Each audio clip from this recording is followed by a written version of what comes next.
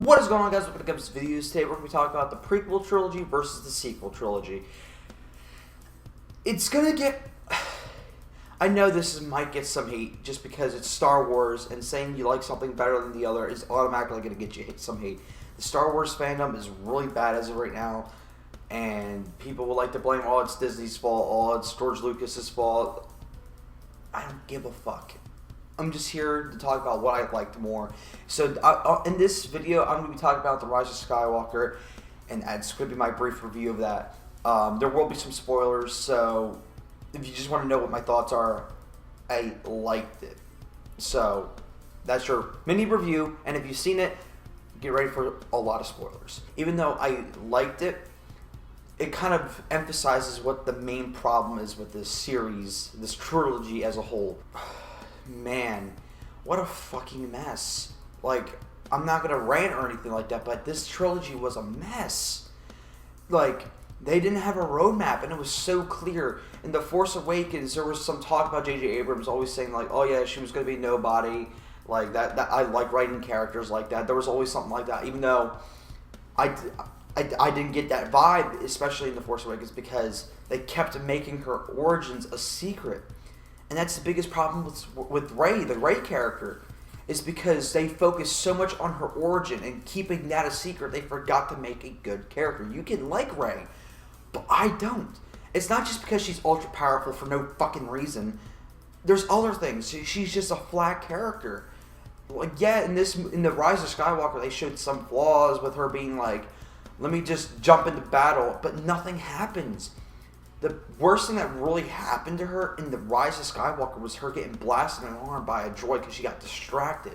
That was the worst that happened to her in this entire trilogy, I think.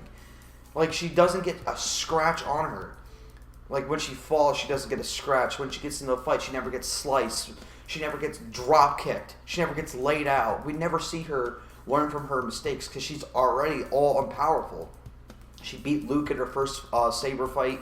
She just could do almost anything. She could force heal. She can grab things with the force. She could teleport. It was in the Force Awakens. I understood, like, okay, her origins will explain how she's that powerful. And they kept it a secret, but she kept getting more and more powerful. At that point, the origin secret wouldn't have helped. If I knew she was a Palpatine in The Force Awakens, I'm like, okay, makes sense. But her not having any training, and just because she's a Palpatine doesn't mean she should be that powerful. Yeah, I get it. Meditation gives you more midichlorians, whatever the fuck they're called. I'm clearly not the biggest Star Wars fan. Like, what, some energy that gives you, like, the powers of the Force and shit like that. I know the meditations rise to that, but, like, she had little to no training. Then Leia is a Jedi out of nowhere, because they're like, oh fuck, Luke's dead, we need someone to train her. And now Leia is super Jedi God out of nowhere. I didn't like anything they did with Rey. I'm just gonna say that. And they tried with Leia. They tried. I understand the struggle, the battle they had to go through, but still, I wasn't the biggest fan of sadly seeing Leia on screen, because I could tell every time she was on screen they were using clips from a different movie. And it was blatantly obvious, because scenes would be feeling jagged, like very jarring, and they would just come in out of nowhere, say a couple words, and then the scene would seem to end automatically because sounds like they just ran out of footage. That's what it sounded like. Like I said, I understand, but they kind of put their hands in a cuff by killing off Luke and not Leia in The Last Jedi.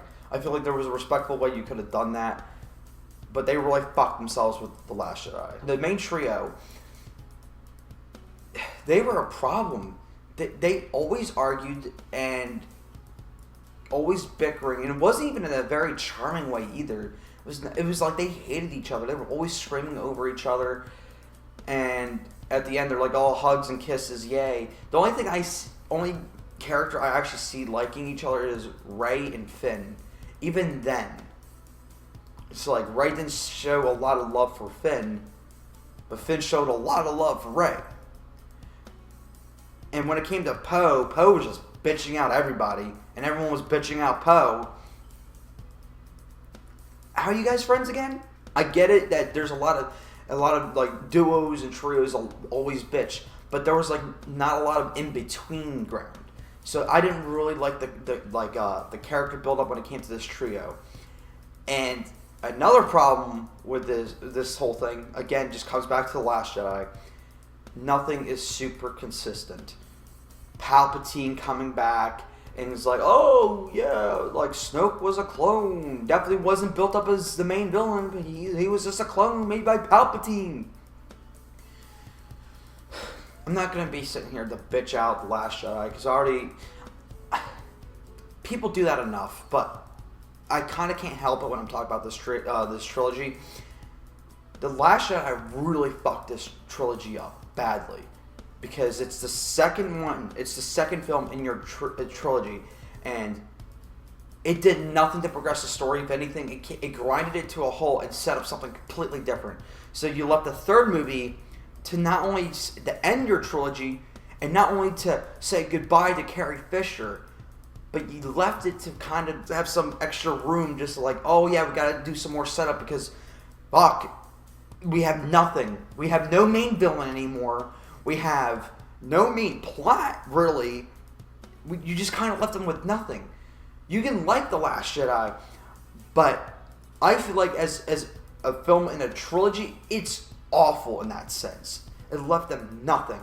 And I don't blame 100% Rian Johnson. I'm going to be that guy. I blame Kathleen Kennedy, specifically because she's the one overseeing this.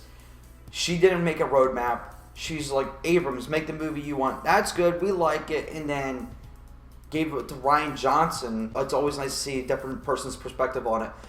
But without a roadmap, that's a fucking disaster waiting to happen. That's what happened here. So all in all, the sequel trilogy was a jagged mess that you could tell didn't have a roadmap. The story was super inconsistent. Rey was super overpowered. She could do things with the Force with little to no training. You could say, oh, but they said Leia was training her. Leia wasn't that powerful. And we're just finding out she wielded a lightsaber because this was just... Skywalker was just a damage control movie. That's all it really was. And it was a damage control movie while being the end of a trilogy. So all in all, this trilogy was, like I said, just a jagged mess because I had no roadmap. And just kind of threw shit in for the sake of it. Now, my brief review of the prequels.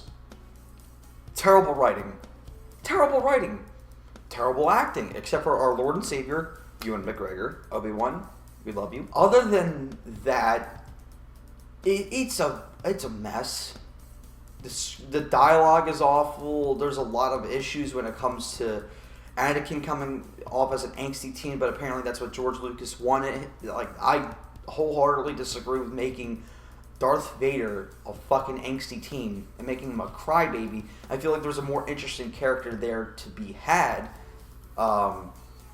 This is kind of an unfair advantage for the prequels because they also had the Clone Wars to really boost them up.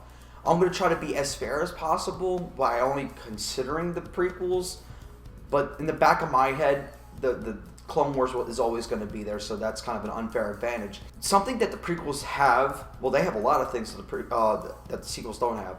One thing is charisma when it comes to your main characters. Obi-Wan and Anakin always bitch, but guess what? There's a charm to it. It's like a father-son relationship there. You can feel it. I'm specifically talking about Revenge of the Sith here.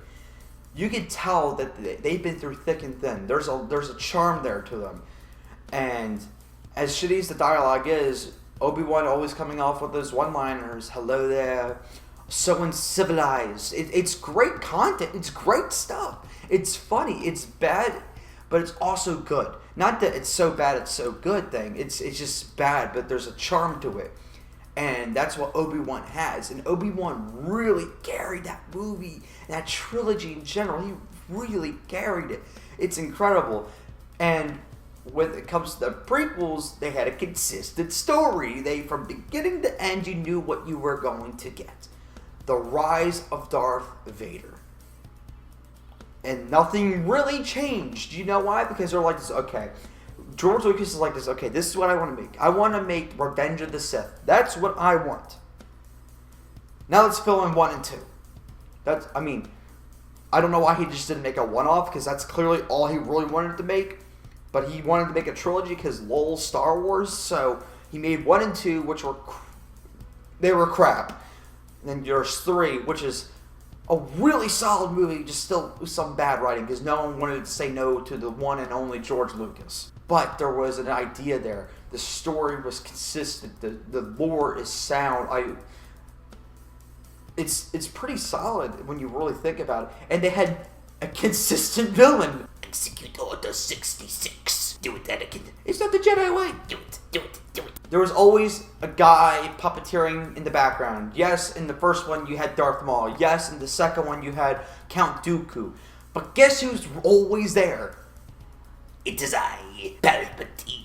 In the sequel trilogy, Palpatine just is like, lol, I'm here because I heard that you killed off Snoke. So clones! But so when it really comes down to it, when you really look at these 2 trilogies, they're a mess in their own right. One has a shitty-ass script with shitty-ass dialogue, with shitty-ass acting being carried by the one and only Ewan McGregor. And then there's the sequel trilogy with a solid script, with solid acting, but the story's all over the place. So this really comes down to preference. At least for me, that's how I'm really analyzing these trilogies. It comes down to preference. Do you prefer solid acting with a solid script, or do you prefer story? I'm a writer. I love myself a good story. I can see through the bad shit if there's a solid story there. Because if you got a solid story, there's something to look into. But if you just got solid acting with a solid dialogue, but your story's all over the place, no one's going to give a fuck. So, it's no secret, I prefer the prequels. The prequels aren't as bad as everyone makes them out to be. The CGI in 1 and 2 were bad, but that was when CGI was really starting to grow, and it was made in early 2000s, so you gotta cut some slack there. I think the third one was made in 2005, 2006, and the CGI for that time period was really solid. Really solid. So, I want to hear your guys' thoughts down below. What did you guys think of The Rise of Skywalker? Put them down in the comments. I would love to hear your guys' thoughts. And what do you prefer? Do you prefer the sequel trilogy or the prequel trilogy? Make sure you follow me on Twitter, Gumps_videos. Go follow me there for latest news and updates on my channel, guys. Thank you guys so much for watching. Please like, subscribe, all that crap. Later and goodbye.